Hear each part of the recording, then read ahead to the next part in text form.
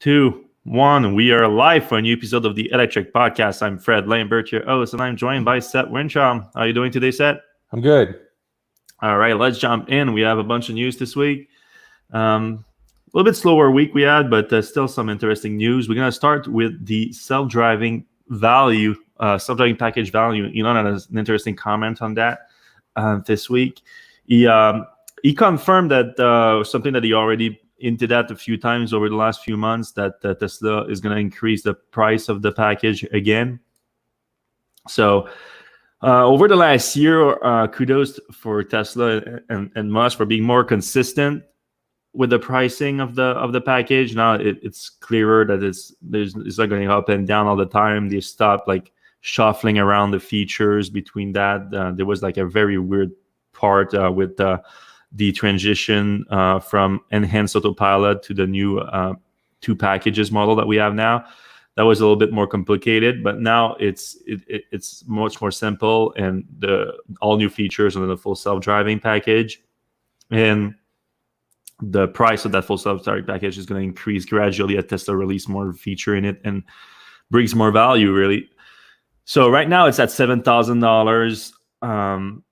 Also, it's the same price whether you order it before delivery or after delivery, which was also another point of confusion for a lot of people before that. So now it's $7,000, and it's going to increase by $1,000. So it's going to cost $8,000 on July 1st. But then Elon went on to make another interesting comment to basically justify the price increase. He talks about the software update, which the latest one was the stop sign and traffic light control. So I think that's the one that is justifying the price increase. But he now says that he values the full self-driving once it's actually delivered and approved by whatever regulatory bodies is going to approve that, somewhere in excess of $100,000. So this plays into what Elon has been saying for a while now, that Tesla vehicles are now appreciating assets, and instead of most cars today that are like almost like 99% of the cars are depreciating assets, unless you have like a Ford GT or something. But according to Elon, now it is an appreciating asset, and that that new $1,000 increase is part of that, because technically, if you have a car right now that you bought the FSD for $7,000 and now it's worth $8,000 on a new car, well, your used car value would be higher. Of course, I don't think that at this point right now that price increase of $1,000 compensate for the depreciation of the car in general, regardless of the software. So it's not quite the case yet. But if the rate of improvement accelerates, which I think that's what Elon is hinting at, with the value of $100,000, then yes, I could see at some point that being through. Of course, there's also a difference between the calling an appreciating asset. Well, in fact, it's going to be a revenue generating asset, and people will assign more value to the car itself because it's able to generate revenue under the supposedly Tesla network rides sharing service that Elon have been talking about, Tesla releasing. So yeah, what do you think, Seth? $100,000. So Elon is making the assumption that there's absolutely no competition in the self-driving car space, and that's like, what if Waymo, Google's self-driving thing?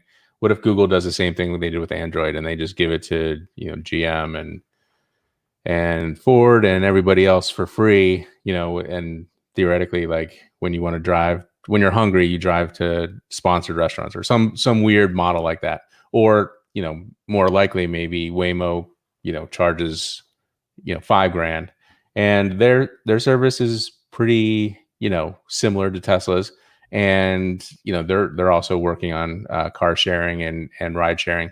Mm-hmm. So why would Tesla be able to sell this for in excess of $100,000 when Waymo's selling it for $10,000? So the assumption Elon's making, which he's been a little erratic lately, in my opinion, is that nobody else is going to have anything close to Tesla Autopilot. And I think that might be a little bit, there's some ego involved there. I think Tesla is certainly in the top tier of self-driving, but I don't think that they are going to be alone necessarily. And I certainly believe that, there's going to be other players. Maybe they're not as good. Maybe they're better. I don't know. Waymo is certainly doing a good job. Chevy's got or GM's got the Cruise. There's other products out there. So I don't get where he gets the $100,000. And they've missed so many like deadlines with full self-driving. I mean, at this point, it's hard to take them at face value. And they've also dropped the price. Prices have been erratic over a long period of time. So it's like, for me, I have a Model Y coming at some point.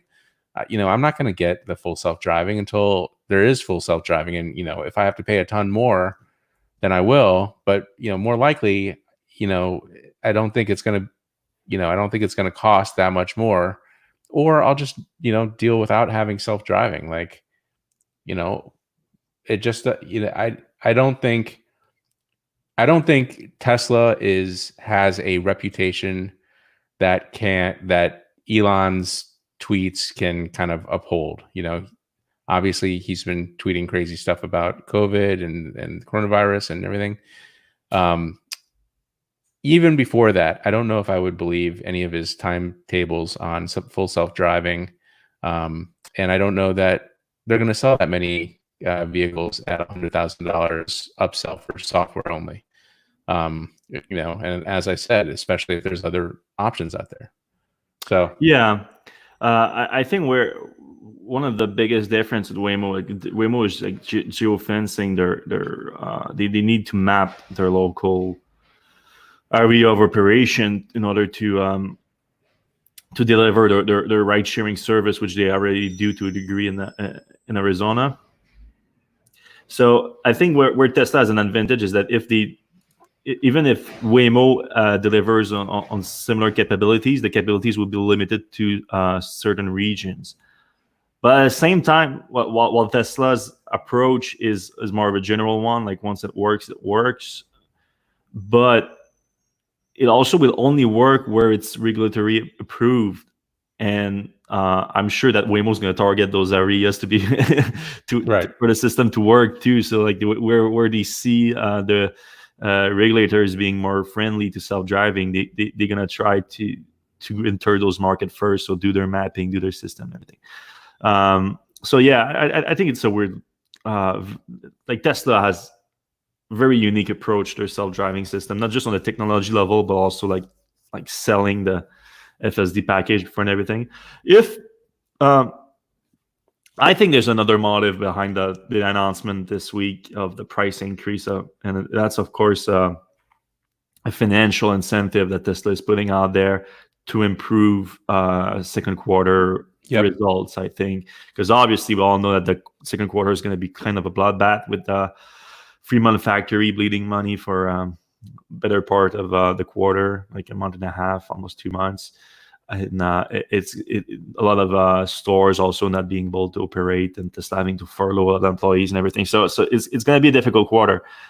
This full self-driving package offers a silver lining for Tesla, where first of all, it's a high margin product, and by telling people that they're gonna charge $1,000 more, you're gonna incentivize people to buy it, and not just new orders, but that's a way for Tesla to get money out of the current fleet, which is easier to do in this current climate than new sales, like just new deliveries or far and few in between. So getting to I assume probably it's in the hundreds of thousands of people that could buy FSD right now and that haven't. So telling them that buying now and you're going to save $1,000, that's going to influence a lot of sales. That's probably going to bring in Tesla millions of dollars by the end of the quarter.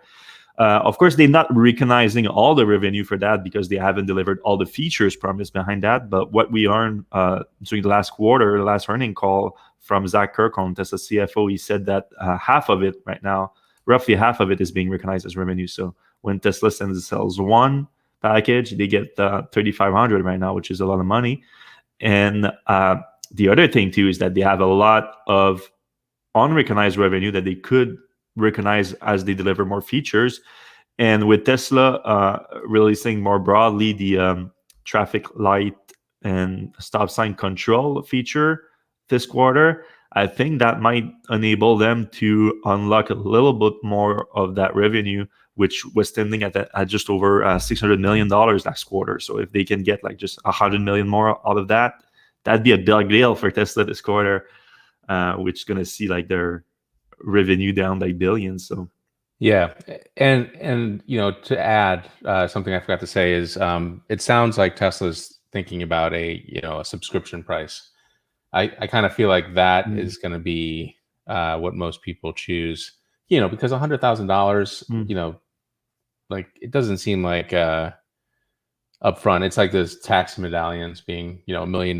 Like things can happen. You spend $100,000 and then Google comes out with the same thing for, 1,000.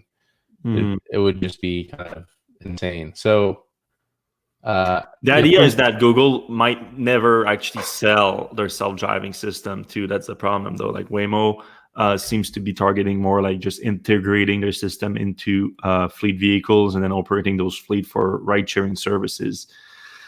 While Tesla still believes in vehicle ownership long-term, I think so. Right. But there's others, like GM's Cruise and whatever Volvo's doing and Mercedes has a whole thing. So it's just too big of a risk in my opinion at this point for me. Some people have lots of money. It makes sense to do it. It's a calculated I think I risk. bought it. I think it cost me a lot less when I bought it. I think when I bought it, it was like $4,000. So here's the other thing. Like it doesn't stick with your car. I mean, it sticks with your car. It doesn't stick with you. So if you get a new car, you got to buy it again. Yeah, that's another issue. If you're leasing, it makes like very little sense to buy it. It makes no sense if you're leasing. I could have bought it on my leased Model X, and that thing's going back, and I would have gotten nothing out of it. Like in the 3 years that they've been promising it, zero has come out of it. So, that to me is kind of just like. And then there's some. If you sell it used, and then there's value to that, it should increase the value technically of the car, but. Tesla should maybe try to clarify the situation there, because there's been some reports of them like removing the self-driving after the car was resold and things like that. So like selling it twice on the car, that's a bad look for that, and like that muddies the aftermarket for those cars, the used market. So right, and then what happens if you total the car? Do you have to pay for it again, even if it's the same car that you're just replacing, the hardware versus the software? Yeah, there's a lot of question marks around that. All right, next news. Tesla started releasing a new software update this week, 2020.20. And it's a small one, but still interesting one. The main feature that's been released is Fallout Shelter. Have you heard about that game, Seb? Do your kids play that game? Yeah, so my kids are excited about it. I have no idea what it is. Yeah, so I've never been a big mobile gamer, so I've known about Fallout Shelter, but never played it. But I'm a big fan of the Fallout series on consoles games, on video game consoles. So maybe I'll check it out once it gets inside the Tesla, but I'm not gonna download it on my mobile. But yeah, it's a new video game that Tesla has been working with Bethesda to integrate it inside Tesla vehicle for a while. And you use the touchscreen. It's like a survival game in the universe of Fallout, which is like a nuclear post-apocalyptic game. Few other updates in 2020.20. You have a theater mode update, which basically just had steering wheel playback control to your steering wheel, so you can pause with the steering wheel and everything. Kind of useful. Does that mean soon you'll be able to do that while you're driving? Yeah, you would assume that adding it to the steering wheel normally is to not have to get your hands off the wheel to control. But since theater mode is only available when the car is in park, that this doesn't sound as useful. No. But yeah, I don't think this is in the plan anytime soon. I mean, there's some precedent for it. Like there's I don't know if they still do that, but when they first released it, they were doing it. Have you ever tried the car karaoke thing that they have? Yeah. So in that, technically, because they show the lyrics on the screen, it's not ideal to be driving or using it. But then they let you know that they give you a warning that you can still play it while driving, but it's confirms that only the passengers are playing, which is kind of a weird thing. So a similar system could be released as okay, just if you use Tesla Theater for Netflix or whatever, or only the passenger are watching. But that's such a dangerous game to play here. Right. And like theoretically, you don't want to be changing the signals because you would be watching the screen as you're fast forwarding or rewinding or whatever from the yeah. So I think it's still more for a self-driving future and just a quick feature that Tesla could add that's can be a bit useful. Last update was to the Tracks app, which is like sort of Tesla's in-car music studio that they have. Now they added a piano roll view that allows to exit and fine-tune notes on a track. So if I've never actually used the Tracks, my son loves it. It's very simple. It's not like Apple Logic or even GarageBand, but it's just a fun little thing to play with. Mm-hmm. I mean, Tesla has so many features now that they're adding that it's to the point that even me, which is like a giant fan who's been like following closely everything that Tesla releases, and I cannot even use them all at this point. Like it's too much. Yeah. All right, now let's get into the business side a little bit of things with a few news items, starting with Gigafactory 1, or I call it, it's Gigafactory Nevada now. I went back to call it Gigafactory 1 with that article. There was a report with Panasonic releasing their first quarter earnings this week, and they commented on the project that they have with Tesla Gigafactory Nevada, and they said that they actually made money that last quarter at the factory, which is good news for both Tesla and Panasonic, because that has been a problem that has been putting some pressure on the relationship between the two. And Tesla has always been putting some pressure on Panasonic to reduce the cost of the battery cells that they produce there and that Tesla buys for the Model 3 and Model Y. So the Panasonic has had issue actually being profitable with the project. But they announced that for January through March, they actually made money, which sort of reignited their interest in the project. And now they are looking at maybe investing again in it. So they are considering making that expansion to produce 54 gigawatt hours of battery cell at the factory, which would help Tesla with the production ramp up of the Model Y, of course. So exciting possibility, nothing set in stone just yet, but I mean that's one of the main questions people have always been asking me since I've been like leading a lot of the reporting around Tesla's battery production effort with the Roadrunner project and everything, and they are like, what does that mean for Tesla and Panasonic? And my view is that Tesla and Panasonic will remain partner for the foreseeable future. I mean, the Tesla, regardless of how Roadrunner goes, even if it goes perfectly, I think they're still going to need a ton of battery cell. And that's why we see them also like partnering with CATL now. Like they are doing like a similar Panasonic partnership that they had, but with CATL on top of the Roadrunner project, on top of also buying cell from LG Chem. So like everyone is trying to get as many cells as they can here, and Tesla is no exception. So if they can keep like their good relationship with Panasonic, they will. But yeah, Tesla's not Tesla, but Panasonic was when Tesla first announced Gigafactory Nevada, they were talking about 100 gigawatt hour of battery cell production. So we still not quite there. I think Panasonic would probably need like another $1 billion into the factory to get there. But it sounds like now they're actually considering upping their investment, which hasn't been the case for over a year at this point. What do you think about Gigafactory in Nevada? Just generally speaking, they've kind of stopped expanding. The solar panels are going up a little bit, but like it doesn't seem like there's a lot of movement there. What's going on, you think?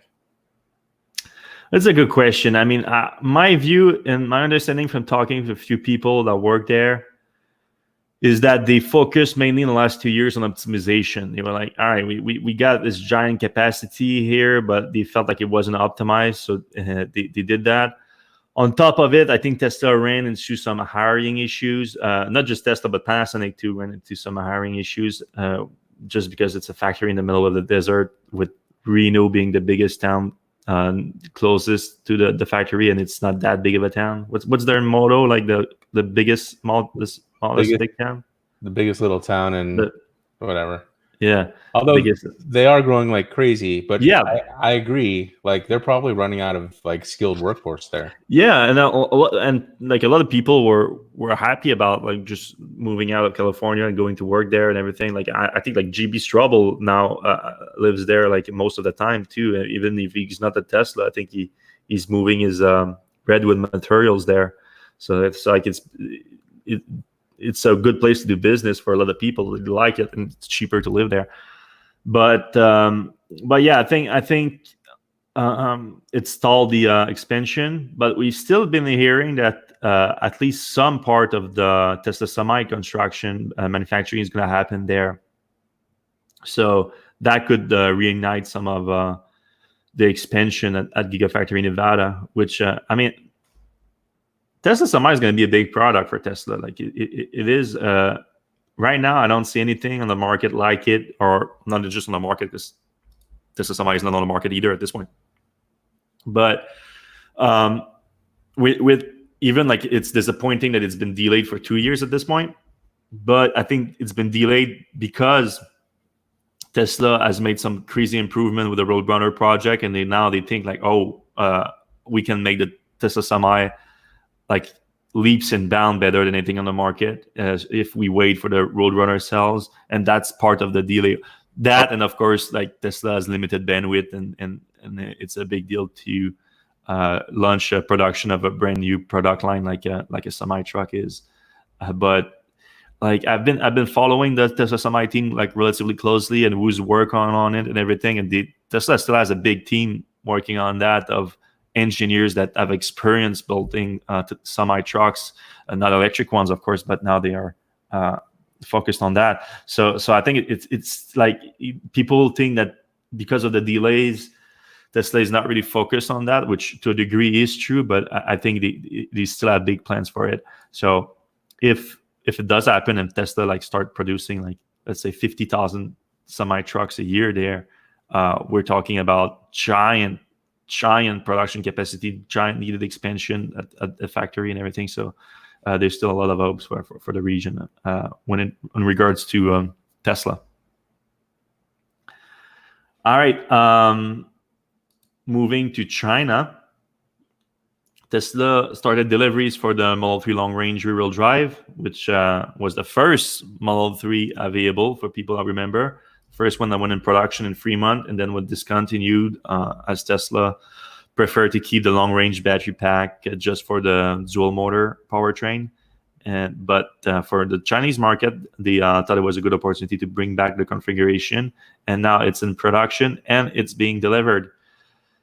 And they were talking about a crazy range for it when they first announced it. They were like, it's going to have 600 kilometers of range, over 400 miles of range. But I don't understand exactly how it works in China on that front. Like apparently they can still use the NEDC standard for some reason, even though we know that it's hardly accurate.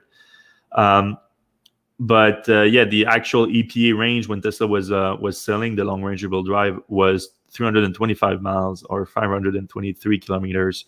So I think that's probably more accurate of the real world range of that the newest version of the car. And sure enough, in the video announcement that the delivery started, I grabbed a quick screenshot of the display, and it shows what appears to be pretty much a full battery, and with 515 kilometers of range. So I'm going to believe that over the NEDC standard for sure. Right.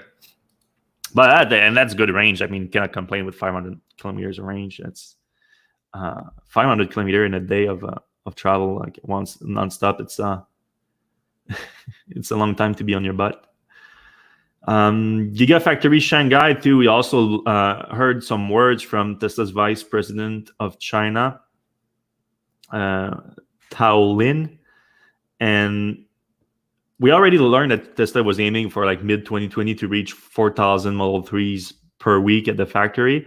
But now, according to the executive, it's going to happen as soon as next month in June. So that's going to bring the total production capacity to 200,000 electric cars, which is pretty massive for something that was like a field a little over a year ago. But yeah, the other interesting news, we have more precise timing on the Model Y production at Gigafactory Shanghai for Q1 of 2021. So it's going to happen quite fast. I mean, within a year of delivery starting in the US. So that's if you're familiar with Tesla's vehicle launch and all the spread out per markets, normally for Tesla to go from your US launch to an international launch in Europe and China, normally it takes more than a year. So it's going to be the quickest one with the Model Y, despite the fact that Tesla apparently doesn't plan to export the Model Y from Fremont factory. And the vehicles are only going to be launched in markets when they're produced in those markets. So in Europe with Gigafactory Berlin, and in China with Gigafactory Shanghai. And we shared some drone videos that people posted this week of the factory, and it's been going up pretty fast. I mean, this picture that we have here right now is of the main plant, and right now there's a ton of buildings around it as Tesla is expanding. So very exciting stuff. Going back to Fremont, though, Tesla was officially allowed to restart production this week after the whole debacle for the last few weeks of starting this despite authorization and then agreeing that the state gave the authorization but not the county and blah blah blah. But the county actually approved Tesla's plan on May 18, as it was supposed to be like a few weeks ago. So now it changed the situation for Tesla and Tesla employees in Fremont, where they are officially allowed to start production. And Tesla is allowed to call back employees to work. And at first, we were kind of arguing that it's not completely right to call back to because Tesla was warning employees, if you don't come back to work last week, you might lose your unemployment benefits, which is the case if you don't want to work, like you don't get your unemployment. However, it was kind of a weird situation because they were also asking the employees to violate an order from the local county when doing that. So that doesn't look good. But now that they have the authorization for local county, they're not violating the order anymore. So it's a different case here. But Tesla is still offering employees to go on unpaid leave if they still don't feel like they don't feel comfortable going to work. And a lot of employees aren't, apparently. We posted a report yesterday that was from SF Weekly that interviewed a few Tesla employees that were protesting the going back to work because they didn't feel like Tesla was implementing the new safety guidance efficiently. I assume, like it's they say that there was no really social distancing, and we even got pictures of employees that showed that they are on the factory line, and they're certainly not 6 feet apart. They're like a foot apart, really. But I mean that's almost inevitable with the assembly line, the general assembly line. You're on top of each other, like putting things on the cars and everything. So I don't see how they can get around that. But my understanding is, like, if they were wearing a mask though, and like gloves, even if you're not like 6 feet apart, that doesn't make a difference, right? I mean, I don't know, if you're there all day, you cough, like, I don't know. Like, I mean, 6 feet is not, there's no like science that like, you know, at 5 feet, you're totally dead. And at 7 feet, you're perfectly safe. Like, you know, like fans, like there's lots of variables there. but that those are the CDC guidelines. So I feel like Tesla should probably make some efforts or say, look, you're working in a tight quarters. Maybe you should get a couple more bucks per hour or something. I mean, that's not gonna make anybody who gets sick happy, obviously. But I don't know. I don't know what you do in this case because car assembly lines weren't built with the COVID era in mind. So you can't just rejigger an assembly line really quickly. And at the same time, you need to start making cars. So don't know. Don't have an answer there. Yeah. And of course, Tesla is working with the experience from Shanghai too, and which has been apparently working quite smoothly despite the new measures following the pandemic. Yep. A lot of people say well, Tesla, figured it out in Shanghai, and so they should be able to figure it out in California. I would argue that the external factors are a lot different in China than in the U.S. So out, in China, they're doing contact tracing. They were doing it a long time ago. They, if somebody had it, they go to every single person that guy communicated with or was within 6 feet of, and those people all get tested. They were doing mandatory testing where they, they sit in front of an apartment building. If you go in, you get tested. It's a totally different kind of situation than, California, which is, I would say on the better side of the US, but you have all these people who refuse to wear masks, for instance, or, the open everything, which, Elon Musk is obviously one of those people. I just don't think it's apples to apples comparison. Yeah, that's fair. I assume. Yeah. Especially, but my point was more also about not even with the external factors, with the factory in Shanghai being newer, Tesla implementing what they learned from the other factories in Fremont and in Nevada. The actual workflow might be better in Shanghai too than what they scrapped up together in Fremont for years. So that could help Shanghai too versus Fremont. I think Tesla is also employing a lot more people in Fremont than it is in Shanghai. Because one of the main concern with Fremont was getting people on buses because they have some issues with the parking lot there, so they have to shuttle people. So, and of course, public transport right nowadays is one of the main sources of propagation of the COVID-19. Yep. All right, moving on from Tesla, we have some GM news this week. Well, news, it's more posted a few pictures. And I am curious to have your opinion on that because you're one of the few people that actually saw the prototype of that truck earlier this year. So the GMC Hummer EV, that's the electric pickup that GM is going to release next year. We haven't seen it. No one has seen the whole thing yet, other than a few journalists at GM's EV Day earlier this year. But now they released the first images of the interior of the truck. And it looks pretty cool. It actually it reminds me a little bit of the Cybertruck. If you look inside the Cybertruck, it's super glass everywhere. Yeah.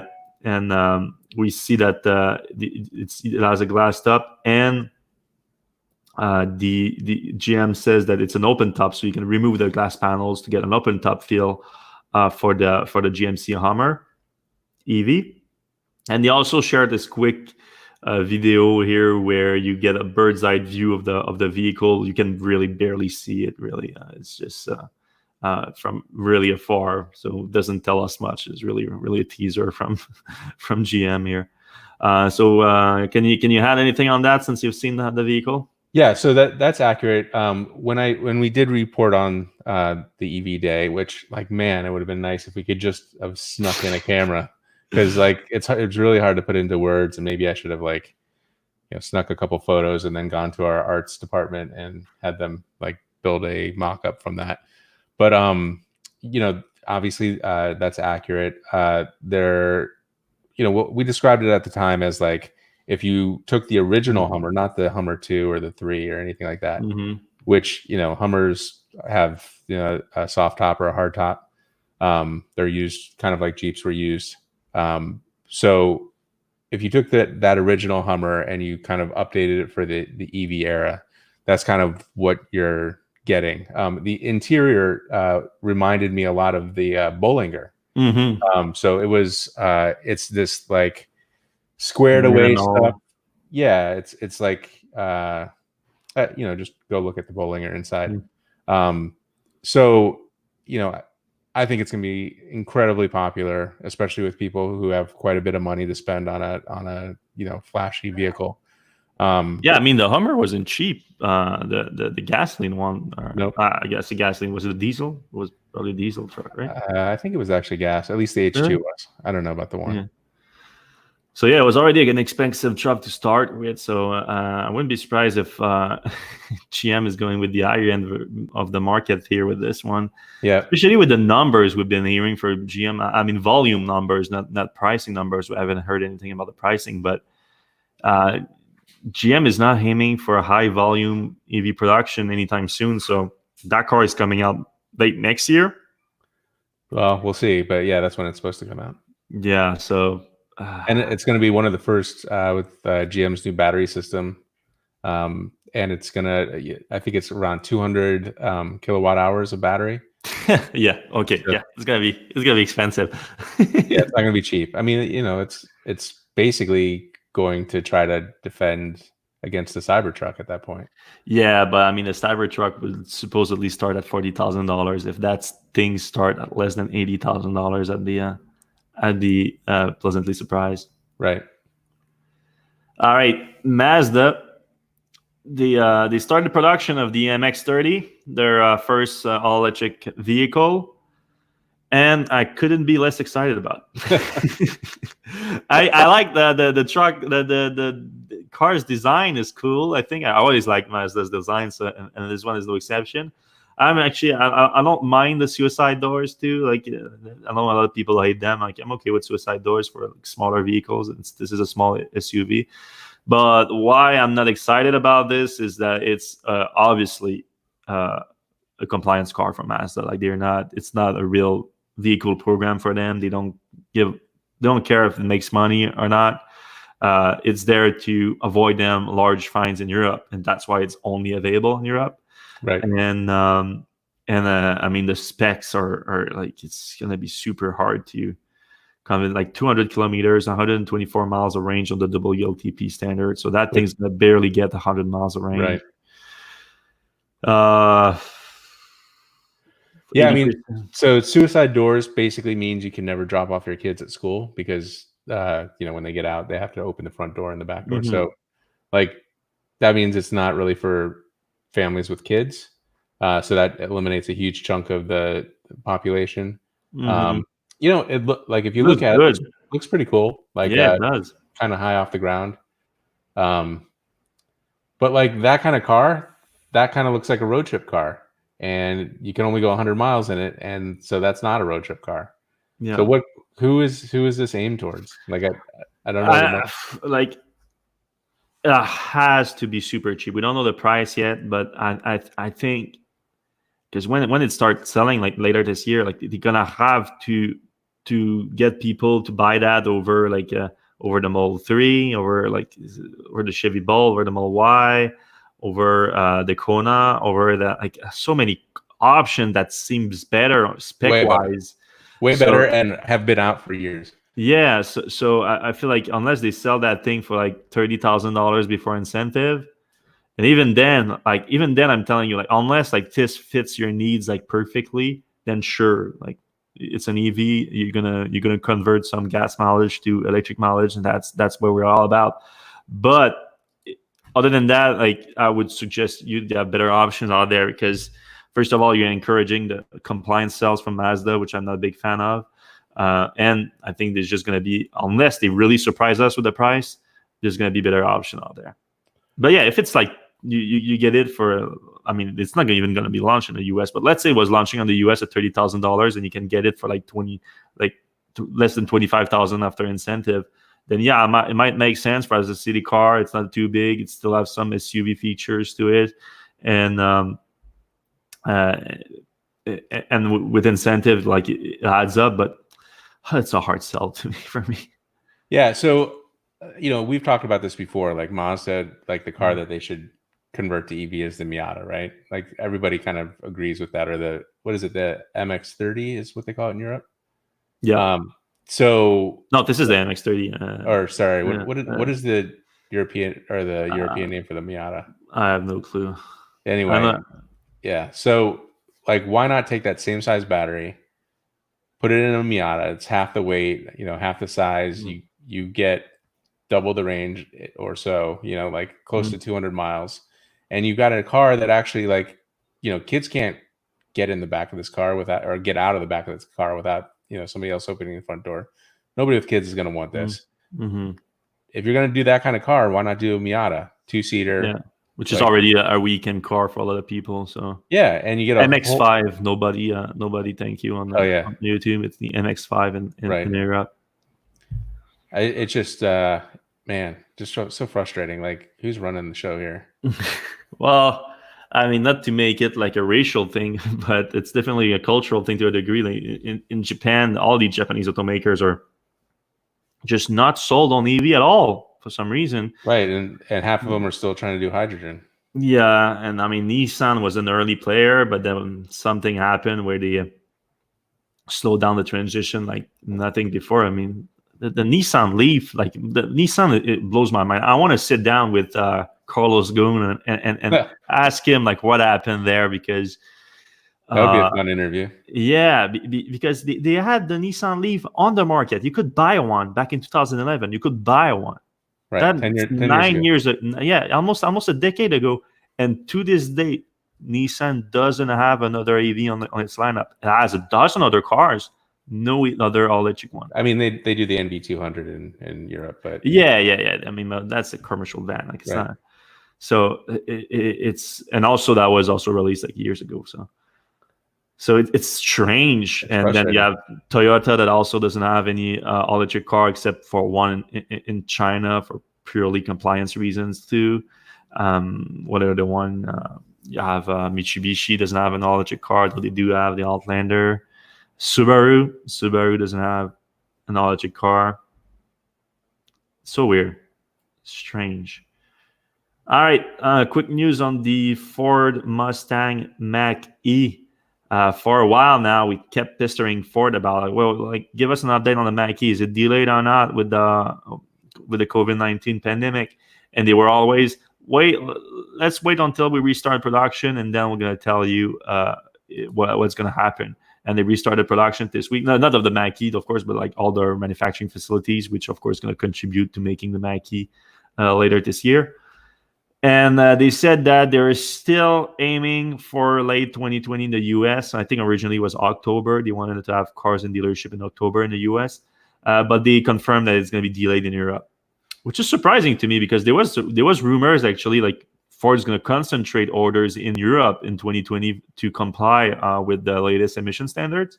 So kudos on Ford. Like, not it really shows that the Mach-E is not a compliance program, but they actually want that car to be a full-fledged vehicle program for them. So yeah, and it's not. I'm saying kudos. It's not good news. I think that the vehicle is still delayed, but I mean, it shows something. I think. And we've been seeing some testing going on the streets in Detroit. We've been getting some images of people, seeing Mach-E's drive by. So it's still happening. Like, it's So. Yeah, they've been testing it continuously through the pandemic. We reported before on like the engineers, they went home with the cars and everything. But yeah, that's about it for us for the news. We're gonna go into the questions now. We forgot to say, but like if you do have like a question, actually like you want us to answer, it's not because I see a lot of comments right now, but it's a lot of back and forth between people. So if you can do like question and then go with your questions so we can spot them, that would be appreciated for the question that you can enter right now. But we're still gonna go through some of the comments to since we forgot to say that in the first place. All right, Double Friend says, what's your outlook for EVs in Latin America in 2021? I noticed VW will be updating factories for EV production around the world, except for their Brazil and Argentina factories. That's an interesting point. Actually, I haven't followed the EV market a lot in Latin America. My understanding is that it's not very popular yet there. I think Nissan has released the Leaf in a few markets in Latin America, but it's very limited. So yeah, I think that's the case also for other cars too. Like they get the cars later there, just in general. So I think the EV revolution is going to happen later there too. But What's does Tesla have? Like nothing south of Mexico, I think. Right. Yeah, Elon's been talking about Brazil, like going to Brazil at some point, relatively soon. I think it would make sense. I mean, there's some large markets in Brazil, but yeah, I mean, Tesla also has, like, for a while now, was only like a luxury vehicles until recently, where you can buy it for like a decent price than like the lower end version of the Model 3. So there's a lot of markets I think Tesla is waiting to have cheaper options to get in, because it's expensive to get into another market. And if you get into another market just to sell your low margin cars, then like it's not attractive to them. That's a problem. Right. All right, let's go to the next question. Hi. We were talking about Waymo. Waymo's too much money regarding full self driving. The Jose says Tesla should have some kind of exhibit or demo to fully show full self driving. Hard to sell this when no one has actually really seen it in action in real life. Yeah. I've been hammering Tesla back in the day when they actually had PR people in charge of autopilot, which was like years ago. I kept telling them, like, you guys should, like, because of their model of selling the software before it's released, you guys have a responsibility to communicate the development with the consumer. Like, I felt that very strongly, and Tesla didn't feel exactly the same. At least they never actually made it to. Yeah, they release a few videos, like once every 2 years they release like a self-driving video, but I think they should increase that a lot. Yeah, I mean, just for publicity. And Andy Towers says, brings up the Coast to Coast Drive, which was, I think, 2017. Was that right? 2018. That's one of the two. Yeah. Either So way fast. That was kind of promised and never happened. And and those are the kind of things that when Elon says, "Hey, better buy in now," I'm like, I don't think so. Like, I'm gonna wait till I see it. Have Stephen Hunter says, have your sources told you anything to confirm or discredit the claim of full self-driving already in Model 3s? I mean, the hardware's there. Yeah, I'm not sure what he means by that. If you can clarify, Stefan, we'll look into it. But I mean, Tesla claims that the hardware is there, and it is technically there. Like what they claim is there. There's some dispute whether that will actually ever enable full self-driving. But in terms of the software, Tesla does have development cars that have more advanced software running with full self-driving, but it's not in cars and other fashion than that, not in consumer cars. Yeah, and Andy Towers says price increase announced now to incentivize people on the fence to buy now. Yeah, we went into that. If you're on the fence, that's certainly an incentive. Yeah. Don't talk about the illness today. All right. What are your theories on energy density for battery day? I don't know if that density is going to be the big story. I think there's going to be, my understanding is there's going to be an improvement, but it's going to be more incremental than anything else. It's not going to be like the breakthrough feature of it. I think breakthrough feature is longevity and custom manufacturing. Those are the breakthrough features. Right, the cost coming down and because of that. All right. Kobe Kass says, just got an email saying my Model Y will probably be here mid to late June. That's good news. Yeah, I think Tesla's going to try to deliver a ton of Model Y next month. I got my lease is up in August. So I got an email about that, and I was like, can you make sure my Model Y kind of coincides with that? And of course, Tesla said we can't do that, but we'll see. Going down, Green Gold, do you think Tesla will license their new battery technology? No, I don't think so. Doesn't really make sense. Yeah, I think he's just going to try to produce as much as they can and use all of that. And then maybe eventually that will outpace their need in cars and stationary energy product. But I don't see that happening in next 10 years or so. Yeah. Full self-driving isn't worth it yet. It doesn't exist yet. So yeah. Used to play Fallout Shelter years ago. Big Fallout fan. Currently, New Vegas is awesome. I love New Vegas. Although I like full self-driving now, it likely will be a necessity in maybe 10 years. I agree with everything you guys are saying about it, though. Thank you. Yeah, I mean, so much potential for FSD. So if Tesla is right, it's going to be a giant deal. But and I prefer Tesla's approach to anybody else right now in terms of the technology.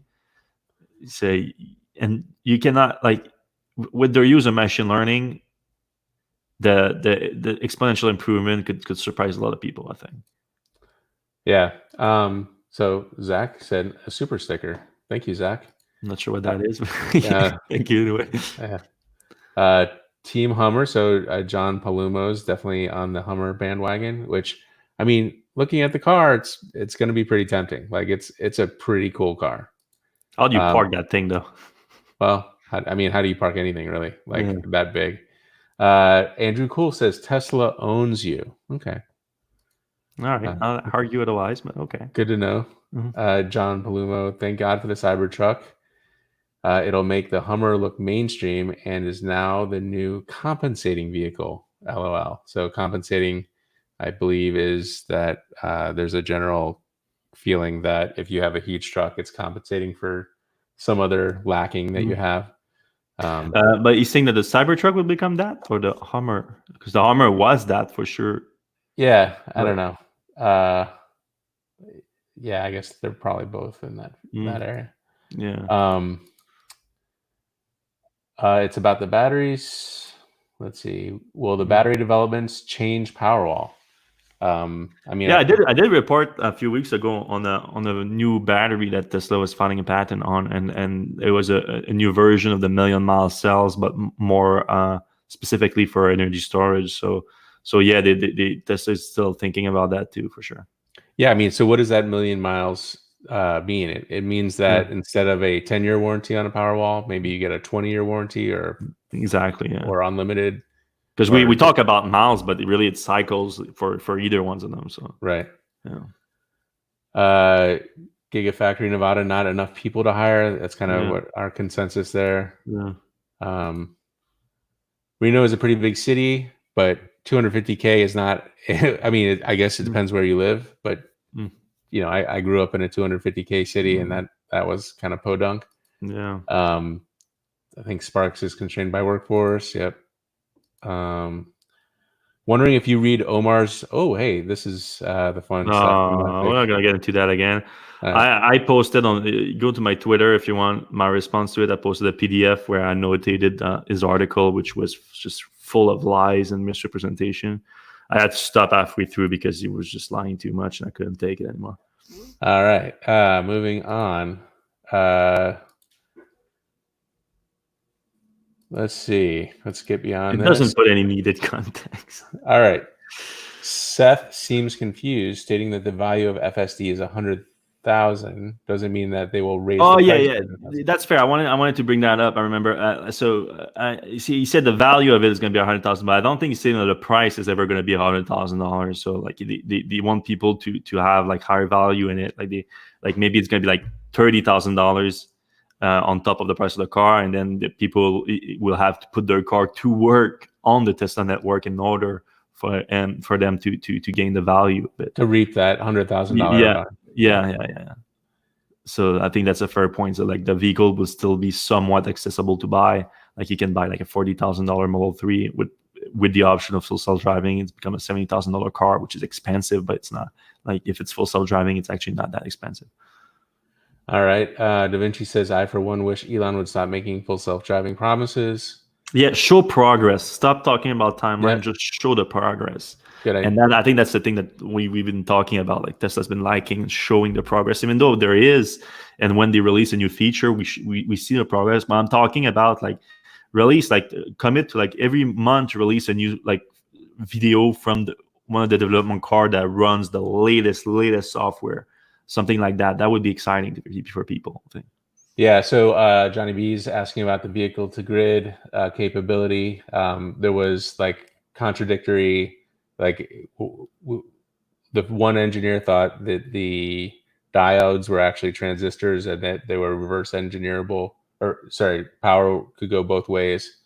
And then the other engineer was like, no, these are diodes and you can't go backwards so the vehicle to grid doesn't work. Where'd we end up on that? Yeah, it looks likely that the original engineer, like we talked to Marco Galaxia, which is he performed it was part of the reverse engineering of the Model 3 at Ford, and based on his analysis, it seemed like it was vehicle to grid possible. But then Phil Sedao, Engineerix on YouTube, did his own analysis, and it was contradictory to Marco's, and Marco's now appears to agree with Phil. So yeah, it sounds like that was wrong. All right, so Gukwapanzi, looks like the union mongers are fanning the flame at the Tesla factory again. Unions have become like mafias over the last 20 years. Over the last 20 years? Yeah, I feel like, I mean, there's definitely a mafia influence, historically speaking, in unions. That said, like, there's real concerns too. Like, yeah, I mean, the reason workers unionize is because they don't feel like they're being treated fairly. Tesla has paid their workers, I think, pretty good as far as auto workers are concerned. Unfortunately, like the Bay Area, prices are quite expensive to live there. So, if you factor that in, then it becomes questionable. I don't know if the UAW would do any better. Certainly, Elon doesn't want union to be part of the show there. Vehicle to grid for the win, then wireless charging. All right. Corona situation in the UK is unprecedented. Okay. Long-term time spent in a small place, like at home or a nursing home, has shown to be the most contagious. I don't think the factory qualifies as this. There goes our not talking about the when we're talking about people not social distancing inside the factory. Right.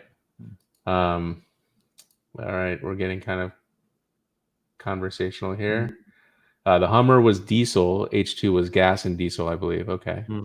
That's a kind of a helper there.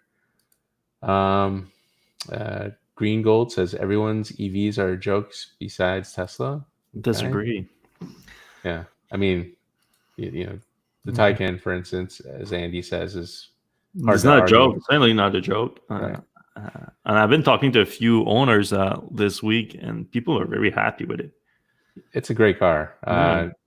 I'm still like glowing from my ride and like months ago. All right. More conversation. Let's see. Can we talk about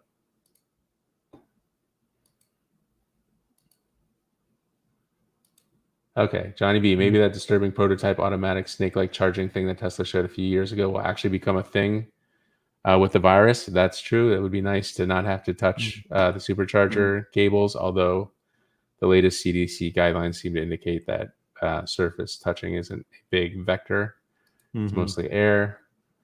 Andy wants wireless charging, so Google Ponzi has a question. If Tesla built the new Gigafactory in Austin, Texas, how will they transport the vehicles to the East Coast? Is there a railroad or a port nearby? There's plenty of railroads. Yeah, the railroads are kind of thick over there. At both of the proposed sites that we saw near Austin, they both have trains like running right alongside the property. I'm sure that's part of the equation. As far as like delivering Model 3s, I had to wait because my Model 3 was like, at a train depot in Atlanta. Something bad happened to it. It had to be supercharged. So I got charged for the supercharging they did in Atlanta on the train thing. So Tesla definitely uses trains to move vehicles. Your newer stream software seems to be way better than the previous one. Congrats on that. Oh, thank you. Subscription service is best. I think that's referring to the full self-driving, pay as you go. I agree. And like, what if I only want it for like a long trip somewhere? Like, it would be nice to be able to buy it for like a week. But I don't know if that's going to happen.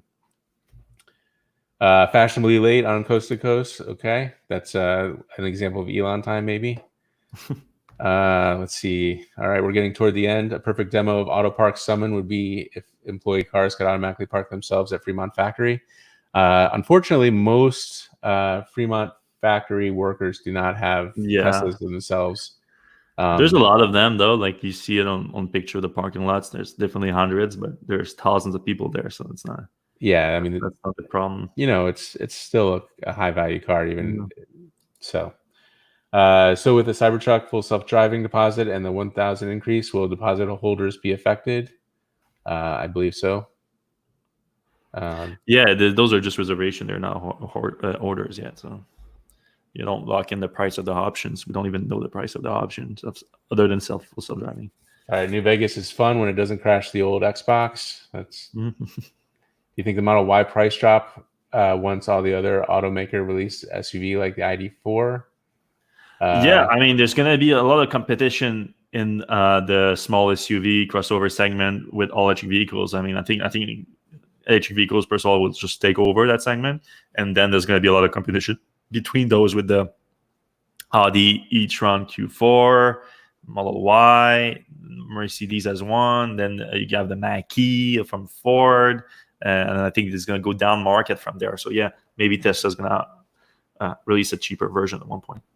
I think Tesla will continuously iterate and trim prices as they find efficiencies. Remember, the goal is to increase sales more so than mega profits. So kind of what you said. So I think this guy means Tulsa, Oklahoma.